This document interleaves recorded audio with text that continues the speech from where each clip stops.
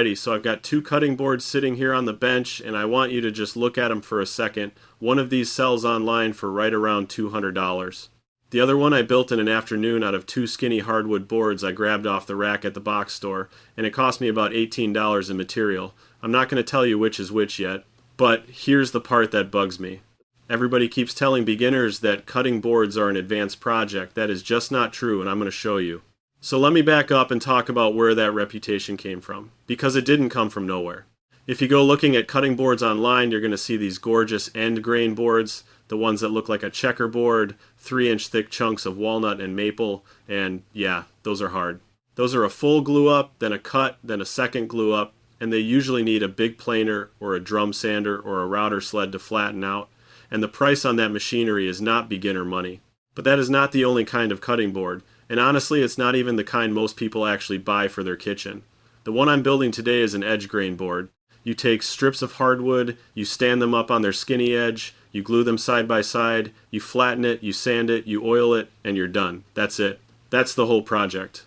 If you have ever glued two boards together to make a wider board, you already know how to do this. Now, I do have to be straight with you about something, because you know my whole deal on this channel is cheap construction lumber.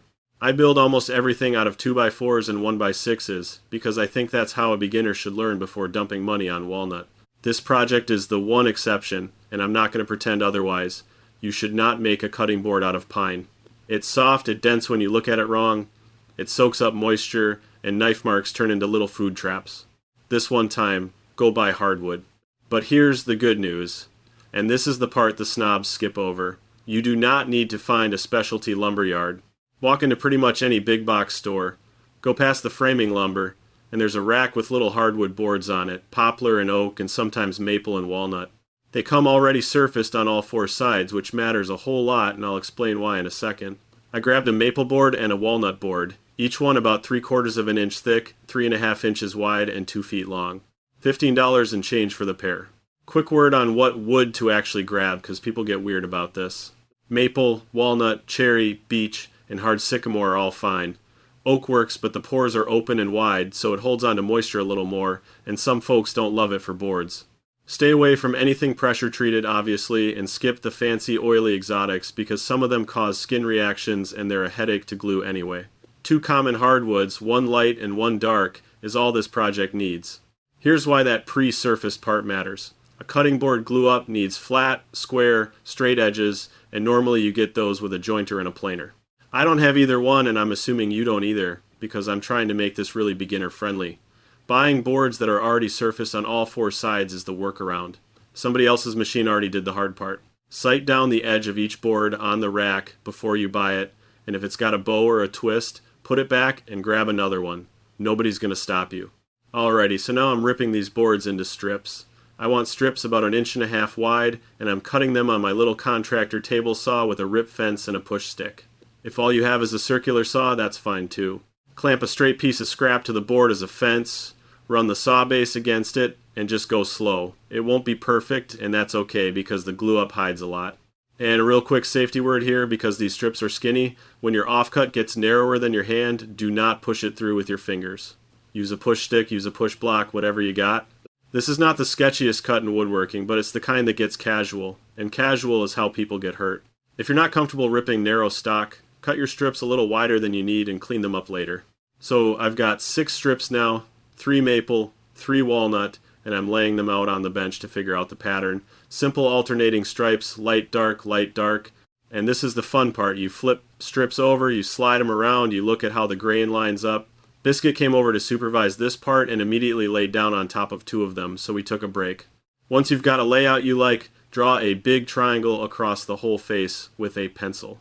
Every strip picks up a piece of that line, so when you're covered in glue and panicking, you can put them back in order in about 4 seconds. That trick has saved me more times than I want to admit. Now flip every other strip onto its edge and look at the end grain at those little curved growth rings. Try to alternate them. One curving up, the next curving down. Does it matter enormously on a board this size? Probably not, but it's a habit worth building, and it costs you nothing. Okay, so glue up. I'm using a waterproof wood glue, the yellow stuff rated for exterior use, and yes, it is food safe once it's fully cured. Every strip face gets glue except the two outside faces, and you want a real coat, not a stingy little smear. Spread it out with your finger or a scrap of cardboard so it covers edge to edge. Then clamps. I'm using 4 bar clamps, 2 underneath and 2 on top, alternating so the board doesn't bow up like a banana in the middle. Snug them until you get a steady line of little glue beads squeezing out the seams the whole length of the board. That squeeze out is your gauge. No squeeze out means not enough glue, and that's a weak seam that'll open up in somebody's dishwasher one day. Let it sit for at least an hour before you take the clamps off, and leave it overnight before you do anything real to it. And there it is. That's a cutting board blank. It's ugly, it's got glue crust all over it, and it is genuinely already the hardest part of this whole build done. If you're following along and this is starting to feel doable, that's kind of the whole point of this channel. I'm Hank Hardwood, and everything I build here starts from cheap material and a short tool list, mostly 2x4s and 1x6s from the box store. If that's the woodworking you want more of, go ahead and subscribe, because I've got a pile of builds coming. So the next morning I pull the clamps off, and now we deal with flatness, which is the step everybody warns you about. The board has a little bit of a step where one strip sat higher than its neighbor, plus all that dried glue. First thing, knock the glue crust off with a scraper or a sharp chisel held flat. Do that before sanding, because dried glue gums up sandpaper instantly, and it is expensive to learn that lesson one disc at a time. Now, flattening. You've got a few options, and none of them need a planer. Easiest one, tape a full sheet of 80 grit sandpaper to a genuinely flat surface, and I mean a table saw wing or a piece of thick glass or a granite slab. Then push the board across it in circles until the whole face is scuffed evenly. When there's no shiny low spots left, it's flat. It's a little bit of a workout, but it works. Second option, a random orbit sander with 80 grit and a light touch. The trick is to keep the sander moving and keep it level, because if you park it in one spot, you'll dish out a hollow you can't see until you put a straight edge on it. Check with a straight edge every couple minutes. Third option, and this is the one I'd actually push you toward if there's one near you, a lot of towns have a community shop or a makerspace with a drum sander, and they'll run your board through for a few bucks. 60 seconds of somebody else's machine. Once it's flat, sand up through the grits, 120, then 180, then 220. Don't skip grits, you'll just spend longer chasing scratches. And then knock all the sharp edges off. I like a 1/4 inch roundover bit in the router for the top and bottom edges, but a sanding block and a minute of your time gets you there too. And a rounded edge is the difference between a board that feels finished and a board that feels like a craft project. Couple of optional upgrades while we're here. A juice groove, which is that little channel routed around the perimeter, catches liquid when somebody carves a roast on it. You cut it with a core box bit and a guide, and honestly, it's the single thing that makes a board look store-bought. And finger notches, just a shallow scoop routed into each end so you can pick the thing up off a counter, which sounds minor until you've tried to lift a wet flat board with wet hands. Alrighty, so finish. Before the oil goes on, wipe the whole board down with a damp rag and let it dry. Water swells the fibers and makes the surface feel fuzzy, so you sand it lightly one more time at 220. Now those fibers are knocked down for good and your board stays smooth after its first wash instead of going rough on the customer. Then, food-safe mineral oil. Not olive oil, not vegetable oil, those go rancid, and the board starts smelling like an old sponge. Plain mineral oil, the kind sold in the pharmacy aisle, is cheap and it never spoils. Flood the surface, let it soak in for 20 minutes, wipe off whatever's still sitting on top, do that 3 times over 2 days. Then a board butter, which is just mineral oil and beeswax melted together, rubbed on and buffed off. That's what gives you that deep glow, and when the walnut goes dark and the maple warms up, that's the moment, that's the payoff shot. And it's honestly the same feeling as when I finally got that rustic barnwood finish dialed in on the pine shelf build, where cheap stuff suddenly stops looking cheap. And while we're on finish, the care rules are worth saying out loud, because if you sell one of these, somebody's going to ask. Hand wash only, warm water and soap, dry it standing on edge so air gets to both faces.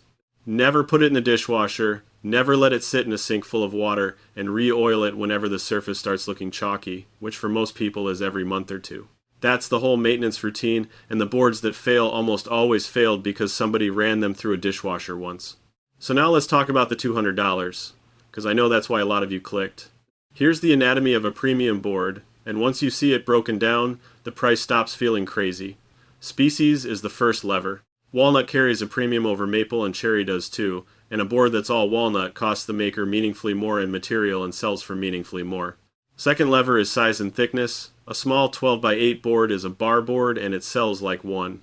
A board that's 18 by 12 and an inch and a half thick has real presence on a counter, and that heft is most of what people are paying for. Thickness is the sneaky one, because doubling the thickness roughly doubles your wood cost and it maybe triples the perceived value. Third lever, and this is the big one, is end grain construction. That's the checkerboard board I mentioned at the top. It's harder to make, it eats more material, and it's genuinely better for your knives because the fibers stand up and the edge slips between them instead of slicing across them.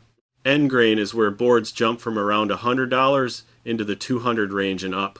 Fourth lever, finish and details. The juice groove, the finger notches, the rubber feet, the crisp round over on every edge. Individually they're small.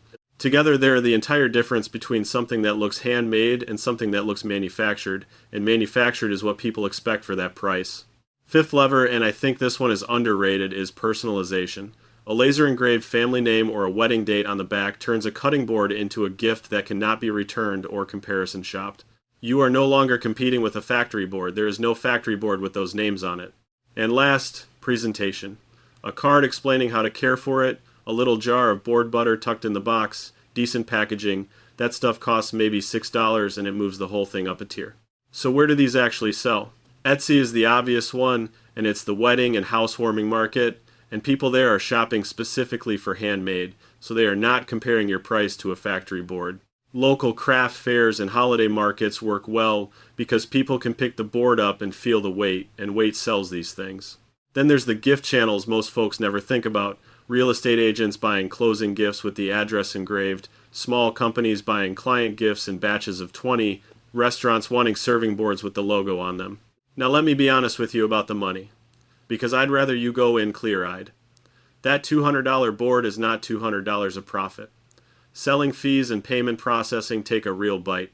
Shipping is brutal, because a thick hardwood board is heavy, and it needs to be boxed properly or it shows up cracked. And your time is real, even if you keep telling yourself it isn't. One thing that helps a lot is selling the heavy boards locally and saving the online listings for the smaller ones. A 12 by 8 bar board ships cheap. An 18 by 12 end grain slab does not, and that shipping cost is the thing that quietly eats your whole margin. Which brings me to the mistake I see beginners make constantly. They add up their wood cost, tack on a little, and list a beautiful walnut board for $45, and it doesn't sell.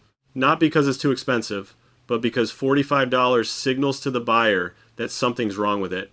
Price it like it belongs next to the good ones. So back to those two boards from the beginning. The $200 one is the thick walnut and cherry end grain board on the right. And the one on the left, the striped maple and walnut edge grain board, that's the $18 one I built in an afternoon with a table saw, 4 clamps, and a sander. Sitting side by side on the same counter, the honest gap between them is about 1 extra glue up and some patience. Is mine perfect? No. There's a seam near the left edge where one strip sat a hair proud and I chased it a little too long with the sander, and I can see it. You probably can't, but I can. That's fine. That's the third one I've made, and the third one is always better than the first one. The whole reason I make these videos is that somebody somewhere decided beginners should be scared of projects like this, and I think that's backwards. You learn to glue up flat panels on a cutting board, and then that same skill builds you a tabletop, a shelf, a workbench. It all stacks. That's the board. If you got something out of this one, subscribing helps me keep making them, and I've got a lot lined up, including a full walnut end grain board and a knife block to go with it. This is Hank Hardwood, where we build real stuff out of cheap lumber and figure it out as we go, and I'd love to have you here for the next one. Go make something.